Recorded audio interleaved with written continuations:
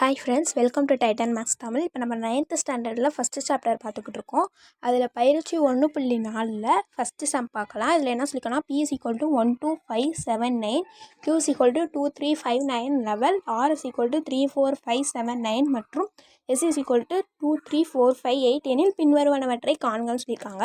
First B union Q union R கேட்டிருக்காங்க. ப்ராக்கெட்குள்ளே இருக்கிற B union Qவை வந்து ஃபஸ்ட்டு கண்டுபிடிக்கணும். B யூனியன் Qனா ஃபஸ்ட்டு B எழுதிக்கலாம். 12579. அடுத்து வந்து Q எழுதிக்கலாம். யூனியன் Q வந்து 235911. யூனியனாக நம்மளுக்கு தெரியும் சேர்ப்பு, ரெண்டையுமே சேர்த்து எழுதணும். அப்போ ஃபஸ்ட்டு நம்ம P அப்படியே எழுதிக்கலாம். Q எழுதும்போது ஏற்கனவே 2 இருக்குது, அப்போ அதை எழுதக்கூடாது. 3, ஏற்கனவே 5 இருக்குது, 9 இருக்குது, அப்போ 11 மட்டும்தான் வரும். அடுத்து B union Q union R தான் நம்ம கண்டுபிடிக்கணும். ஃபஸ்ட்டு ஏற்கனவே நம்ம B யூனியன் Q கண்டுபிடிச்சிட்டோம், அதை எழுதிக்கலாம். யூனியன் R வந்து கொஸ்டின்லேயே கொடுத்துருக்காங்க 34579, அதை அப்படியே எழுதிக்கலாம்.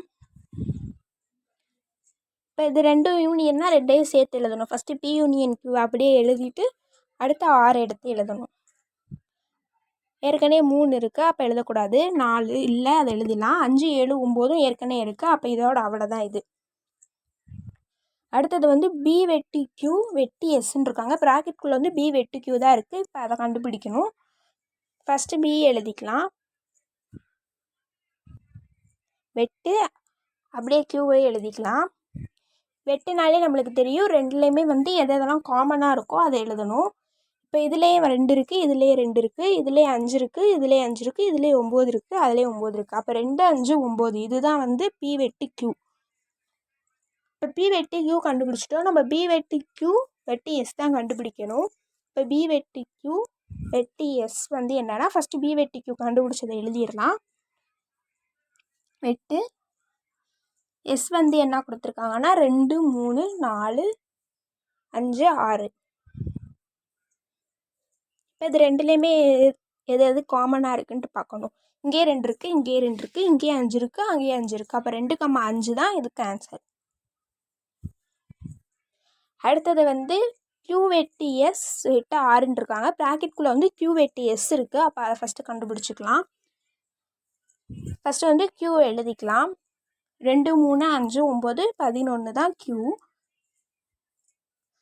அப்புறம் S வந்து என்ன கொஸ்டினில் கொடுத்துருக்காங்க,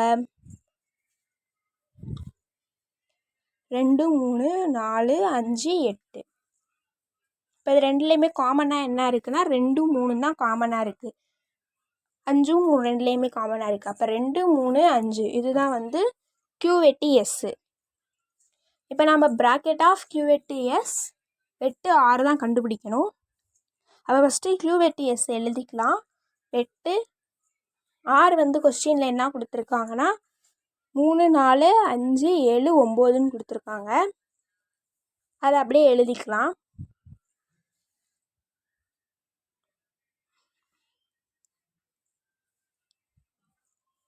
இப்போ இது ரெண்டுலேயுமே காமனாக வந்து 3, 5 ரெண்டுலேயுமே வந்து காமனாக இருக்குது. இங்கேயும் 3 இருக்குது, அங்கேயும் 3 இருக்குது, இங்கேயும் 5 இருக்குது, அங்கேயும் 5 இருக்குது. அப்போ 3,5 தான் இதுக்கு ஆன்சர். பயிற்சி 1.4 ஃபஸ்ட்டு சம் முடிஞ்சு. தேங்க்யூ.